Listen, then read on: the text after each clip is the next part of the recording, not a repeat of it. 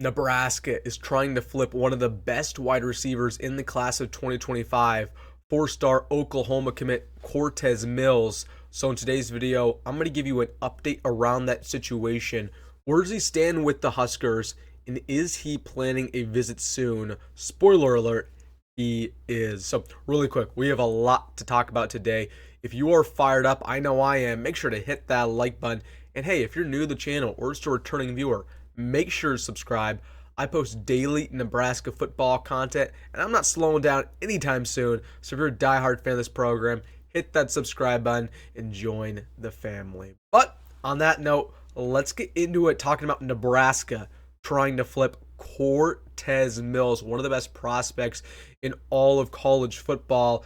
And this guy is the real deal. Listen, at 6'1", 170, coming out of Florida. Nebraska's been after him throughout all of 2024. He went on a visit for the spring game, and we were in one of his final lists to commit, but he made it official, decided to commit officially to Oklahoma on July 1st.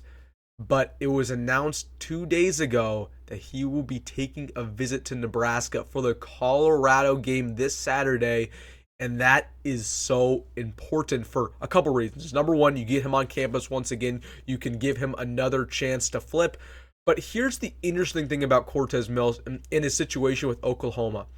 Brent Venables, the head coach for the Sooners, has said time and time again that if you are currently committed to Oklahoma, you cannot take visits elsewhere, meaning they will pull his scholarship if he goes through on this visit. That is huge. Again, I'm not sure if they're going to live up to their word, but that means that there's going to be a severed connection there between Cortez and Oklahoma's program, which means Nebraska is right back in the mix. Now, there's one thing that Cortez Mills loves about Nebraska. Yes, he likes the facilities. He likes the winning culture. He likes Matt Rhule. One thing he loves most about the Huskers is playing with Raiola. He's a generational talent, and you better believe he was watching that game versus UTEP week 1 of the season and saw Dylan Raiola slinging that football and said, hey, that's a difference maker. I want him throwing me the rock rather than, a guy over there at Oklahoma and Jackson Arnold, or a guy over there at Florida who just lost to Miami, right? So Cortez Mills really, really likes the Huskers. And the fact that he's coming for this Colorado game, which is going to be all hyped up. We're going to have Dawson Merritt on campus. We're going to have Michael Terry on campus.